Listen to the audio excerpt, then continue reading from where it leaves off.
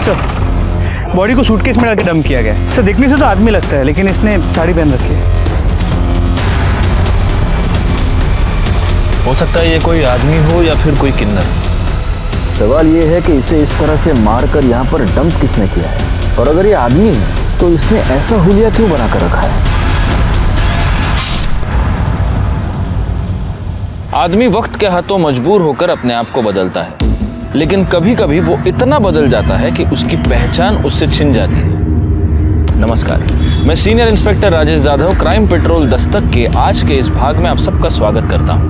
आज मैं आपको उस केस के बारे में बताने जा रहा हूँ जो पिछले साल मेरे पास आया था जब मैं मुंबई के चारकोप पुलिस स्टेशन में पोस्टेड था। इस केस में भी इस माया नगरी ने एक आदमी को इतना परेशान कर दिया कि सबसे पहले उसकी किस्मत, फिर उसके अपने और उसकी जान तक उससे छीन ली। क्या करते हो दादा, इतना काम किया आपके साथ, एक बार डायरेक्टर सर से मिलने दो ना, काम की बहुत जरूरत है। रमेश, तुझे समझता नहीं है। अरे ऐसे नहीं मिल सकते। 2 मिनट बस, 2 मिनट। अरे दादा, उनका ड्रेस लेके जाओ ना। चलो यहाँ से, चलो। ये हाथ कैसे लगाया? जब काम था ये आगे पीछे भागता था, अब धक्का मारता है।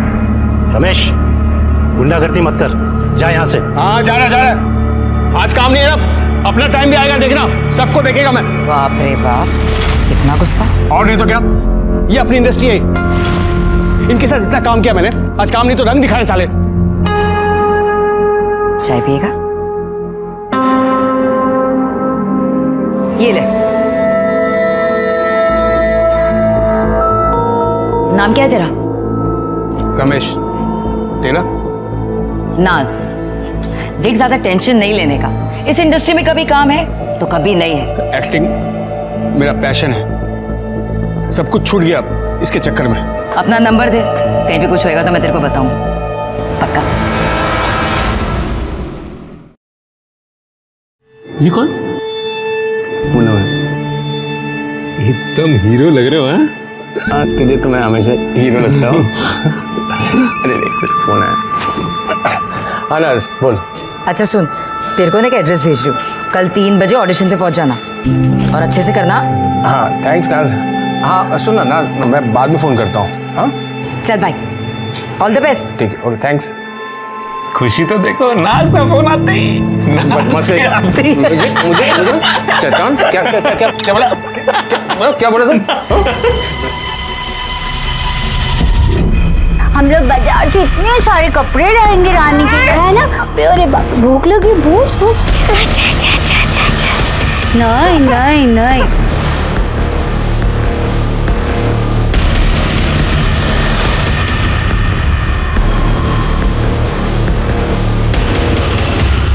ये एड्रेस है, 2:30 बजे इंटरव्यू के लिए चले जाना। पापा, मैंने आपको पहले भी कहा कि मुझे प्यून की नौकरी नहीं करनी है।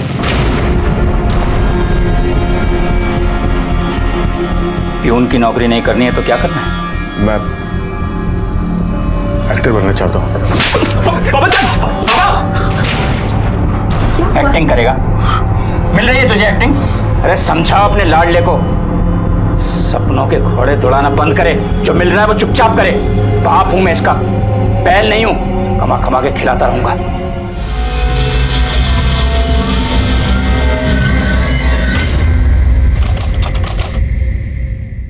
संभल के। पक गया हूं मैं, कुछ भी अच्छा नहीं हो रहा। तू कितना पागल है ना, कितनी टेंशन लेता है तू। वो तूने सुना नहीं, टेंशन लेने का नहीं बॉस, देने का, समझा? तू हमेशा मुझे एनकरेज करती है, इसीलिए मुझे तू अच्छी लगती है बहुत। क्या कह रहा है तू? यही कि मैं तुझसे प्यार करता हूँ।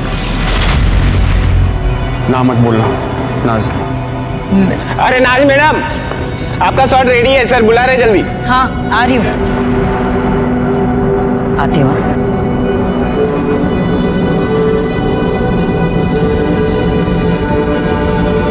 सुन, तूने आज तक इस सीरियल की शूटिंग सिर्फ बाहर से देखी है, आज अंदर से दिखाती हूँ। आजा।